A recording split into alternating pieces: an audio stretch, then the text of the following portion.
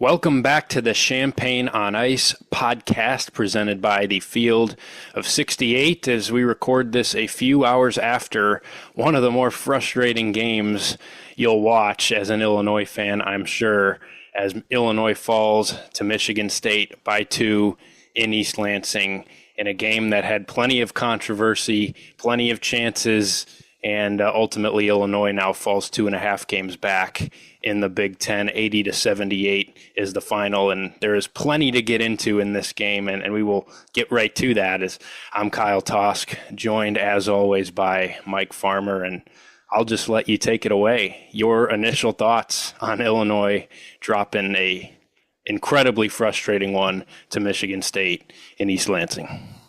Yeah, I mean, just a huge game. We talked about it before the game.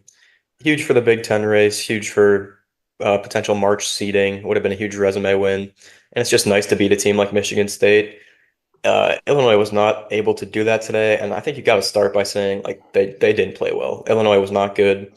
Part of that is because their best player was on the bench for 30 plus minutes with a couple ticky-tack fouls and phantom calls. But, like, just a terrible shooting day from the team overall. Free throw line, three-point line, nothing was happening. I mean, when KJ was out, the offense was pretty stagnant for the most part, besides Will Riley going off in the first half. So just frustrating with the refs and everything, frustrating in terms of the Big Ten race. But what can you do? I think Illinois is still going to be good. They still, I mean, with all that being said, they still lost by 2. 2-point loss on the road against a really good Michigan State team in a tough environment. So you can only complain so much. I think Illinois will be just fine in the end. Yeah, as frustrating as it is and as pissed off as I'm sure many people are, including myself, you can't leave that game and think any differently of this Illinois team. In fact, I think there's some reasons to think on the positive end of things, the fact that they were battling so much in that game that we'll get into, and you still have a possession with a chance to win, and a pass just goes through Tomislav Ivicic's hands. If he's ready for that ball, maybe you go in there and steal one.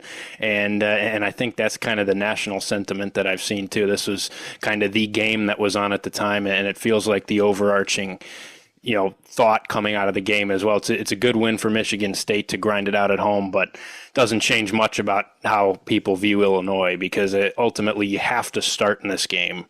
And even, aside from just like, we could go on a huge officiating tirade here, and we might actually do something like that in terms of highlighting a few of the calls here, but just even getting rid of the fan base bickering and like, oh, the ref show, Michigan State 5-on-8, just analyzing the game and the result between two of the best teams in the Big Ten, you have to start with the fact that Kasparas Jakučionis played 8 minutes. I mean, that's the number one thing that has to be mentioned in this game. I guess technically 9 minutes. I think it was like 8:31 that he was actually on the floor.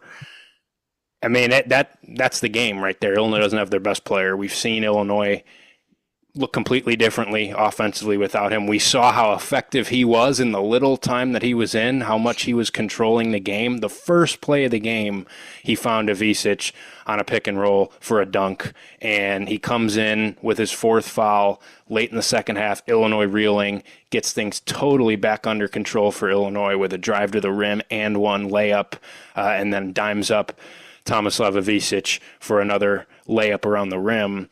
And this guy is Illinois' offense. This guy is a lot of what Illinois does, and he wasn't allowed to play in this game. And a big reason for that was officiating that was very one-sided. I mean, that's just the way it is, and it's frustrating.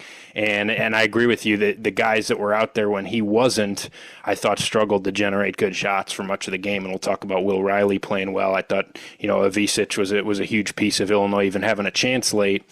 But to not have your best player out there and to just every time Brad tries to put him back in, he gets called for some ticky-tack calls that just aren't there. I mean, the 3rd and 4th foul, you can't call that in a top 20 matchup.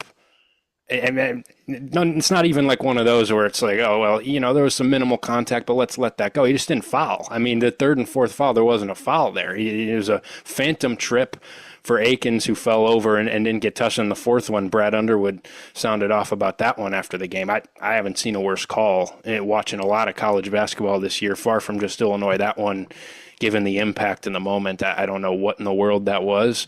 And that hurt Illinois bad to not have KJ out there. They were +5 in his 8 to 9 minutes in this game, and they were -7 in the other 32 minutes. And he's a huge piece of the game. And so just analyzing this game from both sides, really, but particularly from an Illinois perspective, the fact that they even had a chance to win it late there is pretty impressive, given the fact that they had to do it without KJ. If KJ was still battling his injury and was just ruled out before this game, I think most Illinois fans wouldn't have felt very good coming in, probably would have expected a loss. The line certainly would not have been as short as it was by close, which I think was Michigan State -1.5, probably would have been 6 or 7 point spread. So, I mean, that's just the number one story from this game, is that Kasparas Jakučionis falls out in 9 minutes, 3 points, 3 assists in those 9 minutes, and Illinois just didn't have enough without him to beat a good team on the road. Yeah, it has to be the story, but then the officiating issues didn't end there. Like we can talk about technical. Yeah. The technical late in the that's game. one where we can get started on that one, the technical foul. I still totally don't know what happened. It was when I think Fiddler dove for the ball, called the timeout, but he didn't call the timeout. Like, you can talk about it if you want to. So I went back and watched that because I needed to see it again.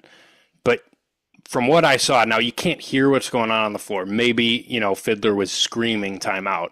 But it looked like the Michigan State coaching staff was the ones calling timeout, and the official that was right next to the Michigan State bench at the time heard their timeout call and pointed to their bench granting the timeout. And you're not allowed to call timeout in college as a coach unless there's under 2 minutes in each half. So it just, I think that's what got Illinois' staff so riled up. You saw Orlando Antigua sprinting out to half court, and Underwood was shouting, he's not allowed to call it, I think was what his lips were reading. So that's what that play, again, maybe they yelled timeout and it was the right timeout to call, but to call a technical foul on anybody in that game, the way that it's been so heated, and the fact that there has been both sides bickering to officials. I mean, you look at Tom Izzo on the bench there, every time a whistle's blown and he's running down the floor to chastise an official. And when Illinois, who had many rightful complaints in that game, speaks up a little bit on the bench, you have to grant Michigan State 2 free throws. Oh, by the way, the result was a 2-point game.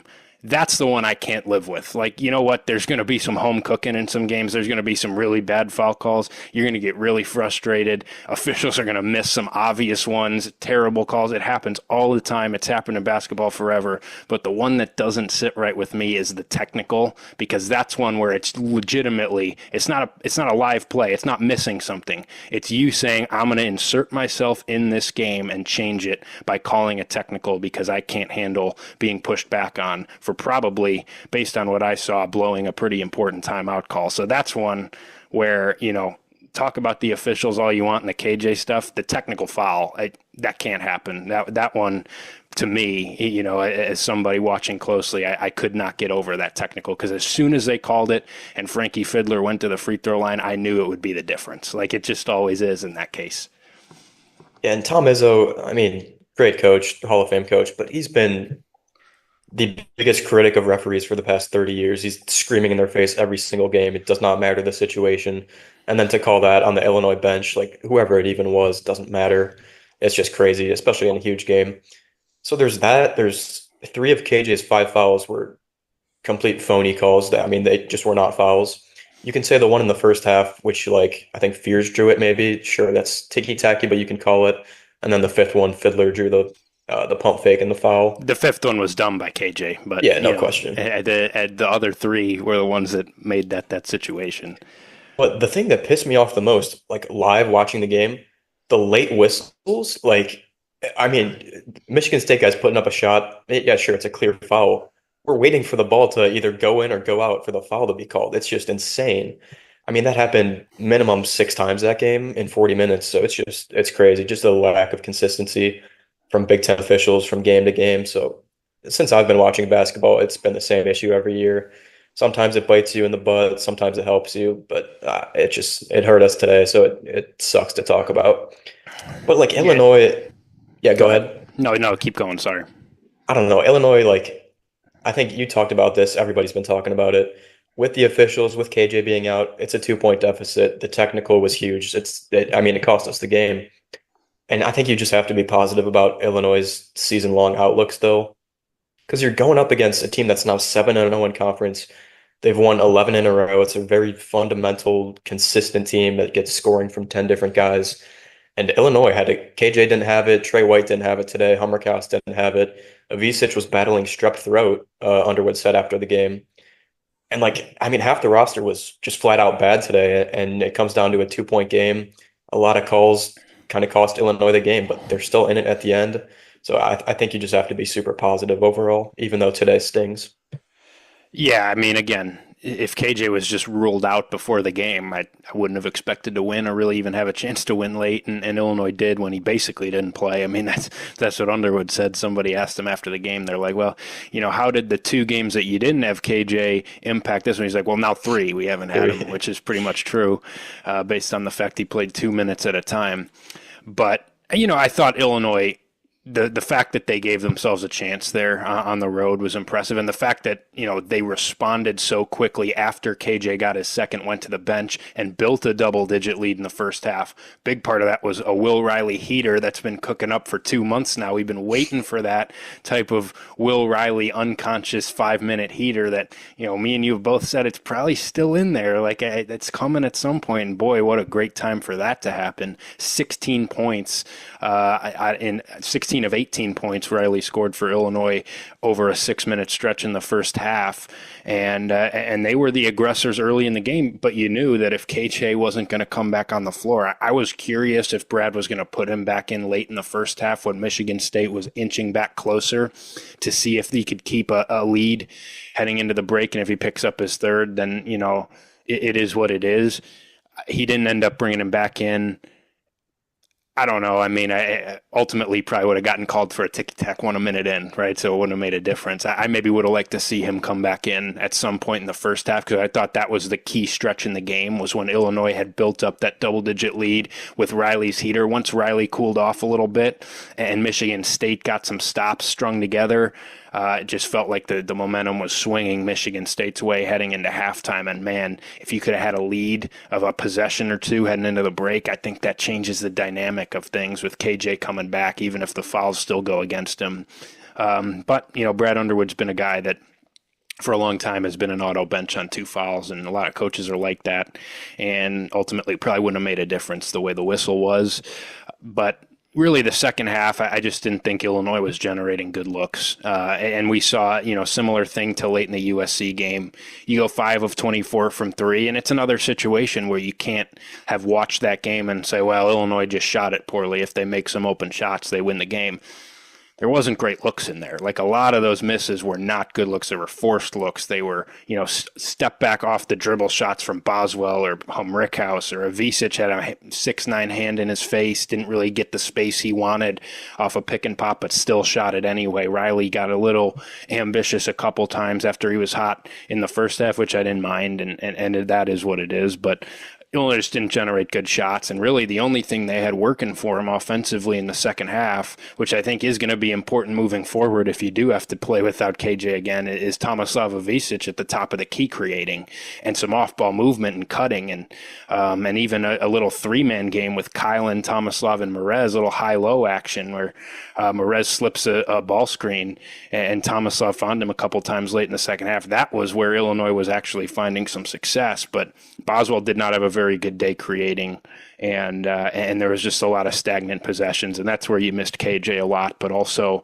Illinois has had 2 games without him to play, and the fact that they just had such poor possessions there, and Michigan State had part to do with that. They are a good defensive team. Their guards were getting up into guys. But that was disappointing because it did feel like Illinois still had every chance in the world, even without KJ out there, and just some of the empty possessions down the stretch were frustrating, and just some really bad shot quality from Illinois' offense. Yeah, I personally really felt it. I'd say mid second half. It was like 60-60 maybe. Then all of a sudden MSU scores, and then you just kind of felt stagnant possessions. Like I was quoting Dan Dockich myself saying this is not going to end well for Illinois because you see Dre with the ball with 4 seconds left. like almost getting double teamed 30 feet out. Like, yeah, that's not going to be a good possession. You're not going to get a good look out of that. But before that, they kind of relied on Will Riley. He was 6 for 8 at one time, 16 points in 6 minutes. He finished 7 for 17, I believe, from the field. So you can just tell he got some good looks, almost finished a couple, but overall, just the quality of the shots it really fell off. You had that Jake Davis three, you had Dre had a bucket, but then after that, just like your average possession, it was going down to the wire, and Illinois was just not getting good shots. But then KJ comes back in, I think around 7 or 8 minutes left, instantly gets the and one, feeds Tomislav the next possession. Like you just see the difference in Illinois' offensive quality when he's on the court. It's night and day. Even if Boswell's having a good day, like KJ can just create for himself and others with ease. Underwood said it after the game. He's probably the best point guard in the country. Some people aren't going to agree with that, but it's the truth just based on pick and rolls, his passing. He dictates everything that happens in the game, just controls it completely. And then he fouls out. He gets the fifth foul. And Illinois honestly wasn't terrible after that. Offensively, they got to the free throw line a bunch. I thought Merez was really impactful offensively. As you mentioned, the high-low game, Tomislav battling strep throat was still pretty impactful. But yeah, just overall, I think the looks in the second half are kind of what caused the Illinois loss. You can point to the turnovers, you can point to the fouls and the refs, of course, but Illinois just has to be better offensively without KJ. I mean, of course, you got to hope this is the last time KJ is on the Right. bench for extended periods of time. I think that will be the case. Like, he's not a guy that's going to be picking up stupid fouls for the next 10 games. So I mean, I've said it already. I think Illinois is still in a great position. This one hurts to lose, but they'll be fine overall. Yeah, it's kind of hard to like fully, make a bunch of grand takeaways from what happened down the stretch just because, like you said, it's not a situation where, like when KJ was out for 2 games, we are analyzing, well, what is this going to look like if KJ's out for an extended period of time? And you kind of have to reframe it that way. The hope is that you're not going to have him play 9 minutes again. Now, you're still going to have times where you play without him. He's not going to play all 40 minutes. And, he has the tendency to maybe, pick up some cheap fouls every once in a while. He had gotten to 4 fouls in 3 other games before this one as well. But that's the tough part is it does totally change things down the stretch if he is in there.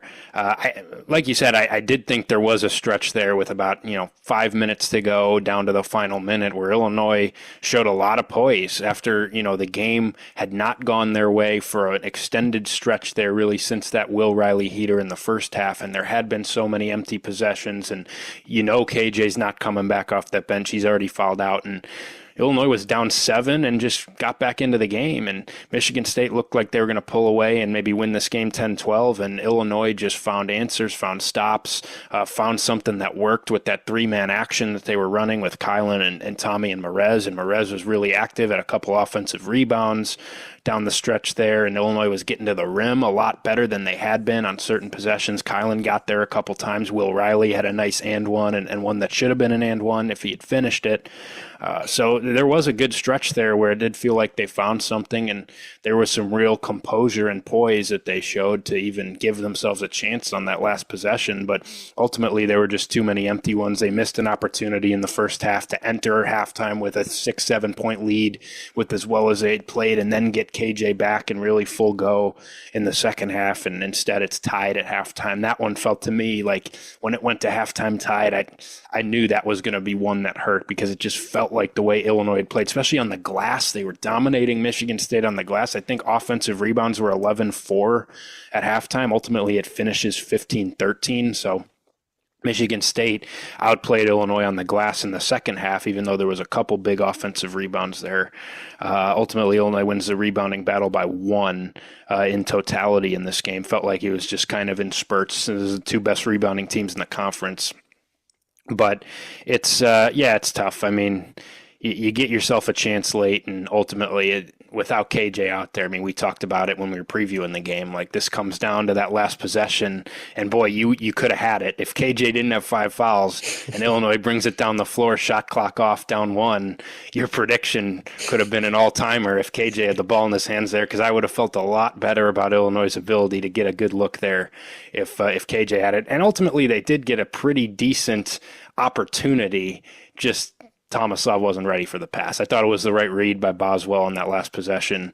Had two guys collapsing on him. I think some people in the moment could have said, hey, go up to the rim, try to draw a foul. I do think there would have been a strong contest at the rim there if he did go up. I thought the dump to Ivicic was the right read. It was just a little hot of a pass. Ivicic wasn't ready for it, and that's where you miss KJ because he's been that guy. Put the ball in his hands and he's going to make the right decision or he's going to make a big shot for you. And ultimately, you just knew that it was probably not going to happen at that point on the road without your best guy in there. Yeah, regarding the last possession, I don't mind what happened. I think you live with a dump off to Ivicic from Boswell, but I think I would have liked a timeout there because you could just tell like Boswell's still not super comfortable being the lead guard. There was a bit of a confusion on the last possession, like the clock just kind of drained out. Obviously, like I said, I'll live with it. I think I still would have preferred Boswell going up with it too and trying to finish over whoever was guarding him. I think it's a spot where the ref probably has to make a split decision or split second call. I wouldn't have liked our odds there. Yeah, of maybe not today. Getting a call. I don't know. Just Maybe not today. something tells me no whistle on that drive. That's possible, but I don't know. Like I think the last possession was fine. How about the missed free throw and the over the backboard shot? That would have been all time if that somehow dropped. But I don't think it would have counted. I don't yeah, think you're allowed to true. do that in college, unfortunately. But yeah. Yeah, I don't know. Like I think Boswell will still get more comfortable. There's going to be a couple times where KJ's not in. He's going to have to be leading the offense in the lead guard role over the next couple months. It wasn't great today, but you can make improvements. I don't think Illinois was terrible, but yeah, just we keep saying it. It's a tough loss. I don't think Illinois was bad defensively. We talked a lot about rebounding, as you just talked about transition. MSU didn't get a whole lot of transition looks. Illinois had a couple themselves, so I think they did a decent job there defensively. MSU, as we talked about, it's not a team that shoots a ton of threes. They made a couple today. Cohen Carr made that big one. I think you live with that. I think you live with a lot of what Michigan State did offensively today. Like, you want to give up less offensive rebounds than you did. That was pretty crucial in the second half. But overall, some of those, like, they were taking tough contested layups. They made a couple. Akins had one. I think Fierce had one. A lot of like offensive rebounds and then quick floaters and shots from 6 to 8 feet out. I think you live with that. Like Illinois is a team that's trying to protect the 3-point line. They did that today. Obviously, Michigan State's not going to take a whole lot, but still, I think they did a decent job defensively. Don't think it was the reason they lost the game, as we've talked about. So Illinois, I mean, we're 2.5 months in, and the Illinois defense is still pretty elite, in my opinion. I mean, based on analytics and metrics, it looks really good. And just the eye test, as long as they're rebounding and it's not a USC-like game, I mean, it's a really good unit. And I think the defense is going to win them some games down the stretch. Yeah, I mean, I think overall, I thought it was pretty good on the defensive end. I did think there were some uncharacteristic things in terms of drives to the rim, guys getting blown past, that I didn't think Illinois was great in that department in the half court. The ease that Trey Holloman was able to get to the rim on Illinois on. I don't know. I tweeted out, I'm like, does Kylan have the flu or something? Because he got blown by 4 times by Michigan State there. I think Richardson beat him once and Holloman beat him 3 times. I don't think you'll see that very often anymore, but I did think it was what Illinois was able to do in transition was really impressive. I mean, that was the key that I laid out before the game. And when I say that, I mean transition defense. I thought Illinois kept Michigan State off the break for most of the game. There was once or twice in the second half where they got beaten, and there was one that was really costly when Cohen Carr beat them down the floor off of Trey White's missed layup. They're going to have that. I mean, Michigan State is so good; they're going to have a couple of those. I think ultimately Illinois did a really nice job. Michigan State had 8 fast break points in this game. And even off some of the makes, I thought Illinois got back and matched up quick and really made Michigan State play in the half court. I do think that there were some things to clean up just on the perimeter. I didn't think Illinois' guards played great on the defensive end. I thought Michigan State's guards got into the paint a little too easily, especially against a guy like Boswell, who you trust to be a guy who shuts that water off. I didn't think he had his best defensive game. You're going to have some of the offensive rebounding stuff. There were a couple massive offensive rebounds for Michigan State in the second half that I'm sure Brad Underwood won't be happy about. Ultimately, Michigan State's really good rebounding. They got a front court who's been probably the best rebounding front court in the Big Ten. You're going to give up a few of those. Ultimately, I did think Illinois did a pretty good job, especially contesting at the rim. I thought Morez and Tomislav did a nice job, even when Michigan State got into the paint a few times, contesting, forcing tougher layups, not allowing uncontested stuff. I'd have to go back and watch and see. I would have liked to see Michigan State take more than 10 threes. They get 65 shots up, only 10 of them from three. I did think Illinois was maybe a little over aggressive on a couple guys that I would have liked to maybe bait into a couple more threes, and especially a guy like Jeremy Fears, who I thought was getting guarded pretty closely out on the perimeter. I would like to see him maybe take 3 or 4 threes. But again, I think ultimately, when you analyze this game, even the KJ situation aside, the poor shot selection in the second half and just the offensive drought that Illinois went on midway through the second half, I think is the thing you circle, because you had a chance there, and Michigan State, the way they've been playing, is going to get some points on you. I think Illinois is going to regret some of those possessions down the stretch. But I wanted to hit on the one thing you said there too. I actually think the thing I learned offensively for Illinois here is that I probably would rather run things through Tommy Avicic if KJ's off the floor than Kylan going forward. Like, I think, and Kylan's had some moments this year, but it just feels like when KJ's not out there, he just tries to do a little bit too much, and he's just not in control. He's just so much more comfortable as that secondary playmaker who picks and chooses his spots and can play off of KJ a little bit. And I just thought he was really bad in terms of his just creation and initiation of the Illinois offense. And I think Illinois found something, and we've been talking about it. But even in that Indiana game, Avicic was showing off his passing ability. But in this game, Illinois was running action with Avicic as the primary playmaker and having a lot of success. And some of the passes that Avicic threw, just guys moving without the ball, and Avicic finding them in the perfect spot. Even if there's not a huge window there, like Will Riley, a couple little lobs where Avicic puts it right on his hands, even though he's being guarded pretty well, gets a shot at the rim. Kylan cut a few times and had a layup off of an Avicic pass. And you stick Tomislav Avicic either at the high post or the top of the key, and he's proven that he has full command of what Illinois can do, and just his vision and his ability to just put the ball where it needs to go if he sees any type of opening on an off-ball cut or whatever the case may be. I thought that was the most impressive thing I saw, and it makes me wonder that, hey, maybe even when KJ's out there, I'd like to see Illinois consistently play some stuff with that and really allow Avicic to utilize his passing ability, because it's pretty remarkable what he was able to do. Yeah, I mean, the lobs specifically were just insane, just pinpoint passing. And Illinois, like, even if it's not a perfect pass, Illinois they've shown they have the athletes to go up and get it, make a play out of it, or come down and make a different play out of it. So yeah, I think, running out a big T up top, they definitely saw some good things today. And I thought Boswell just kind of looked slow, a little sluggish today. I don't know if he was actually sick or something, but we've been talking about how he's kind of proven himself as faster and more of an athlete. I did not really see that today. Even in the first half, like first 10 minutes, he couldn't dribble the ball. I don't know if anybody else noticed that. Like, he just could not dribble the ball up to his waist. That's just a random thing I noticed, but I think we've covered it all. Like, just a tough loss, bad situation all around.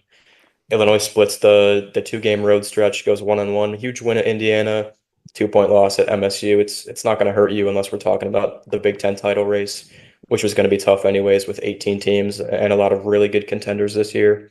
So overall, I mean, Illinois will be back 2 home games against Maryland and Northwestern, I believe, this upcoming week. So look to go 2-0, and we'll be back talking about it. Be happy about it.